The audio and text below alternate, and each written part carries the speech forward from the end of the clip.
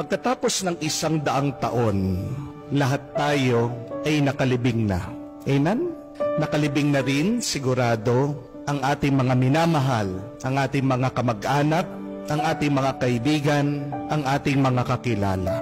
At pagkatapos ng 100 taon, iba na rin ang mga tao na nakatira sa ating mga bahay, sa ating mga tahanan na kung saan pinaghirapan nating pagawa at patayo.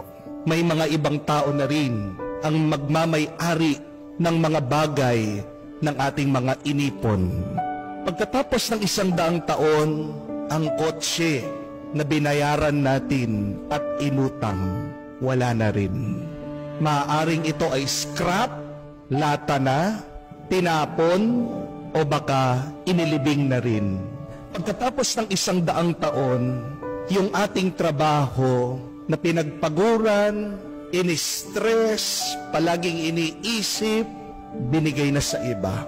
O maaaring ang kumpanya na ating pinasukan ay wala na rin. Pagkatapos ng 100 taon, yung mga kaaway natin na kinaiinisan, nakabaon na rin. At pagkatapos ng 100 taon, kahit ang ating mga kaapu-apuhan, hindi man tayo maaalala, makikilala, o matatandaan. Pagkatapos nating mamatay, larawan na lang tayo. Makikita sa album, sa picture, nakasabit sa dingding. Maaring makikita tayo, dadaan tayo sa Facebook feed ng ibang tao, pero hindi na tayo kilala. Pagkatapos ng 1 dekada, mawawala na rin ang ating mga larawan, ang ating mga alaala. Kung maiintindihan natin ang ating kinabukasan na mawawalang kwenta lahat ng ating mga inaalala dahil may katapusan na ang lahat, hindi ba magiging mas masaya tayo ngayon? Yung ating mga takot ngayon, pagkatapos ng 100 taon, wala na yan. At pagkatapos nating mamatay, yung ating mga pangamba, wala na ring kwenta. So tandaan natin ito, mga kapatid, that life is short and quick. Maiksi lang ang buhay at mabilis.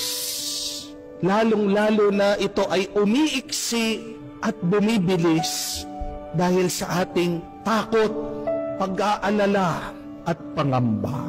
Do not make your life shorter and quicker because of your constant worrying, panicking, and fearing.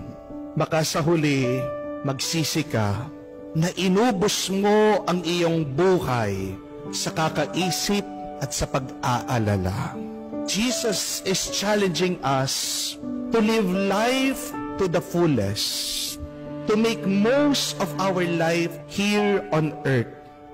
May katotohanan ang kasabihan that if it doesn't matter in 5 years, then don't spend 5 minutes on it. Kung walang halaga yan, walang kwenta, pagkatapos ng 5 taon, huwag mo sanang bibigyan ng 5 minuto sa kakaisip mo. Kaya din po si Jesus, palagi niyang utos sa atin, huwag kayong matakot, huwag kayong mangamba. Kasi ang ating mga problema ay mawawala din sa kinabukasan. We should not worry. Why? Because as Jesus explained, we have a loving God, the Father in heaven, who loves us deeply. And since we have a God who takes care of us, who provides for our needs every day, why should we spend 1 second worrying? Sabi nga ni Jesus, kahit na ang mga hayop na lumilipad, mura lang na binibili, ay hindi pinapabayaan mamatay ng Diyos. Tayo pa nga mga tao na ginawa sa muka at wangis niya. Tayo pa kaya mga tao na tinatawag niya mga anak. Tayo pa nga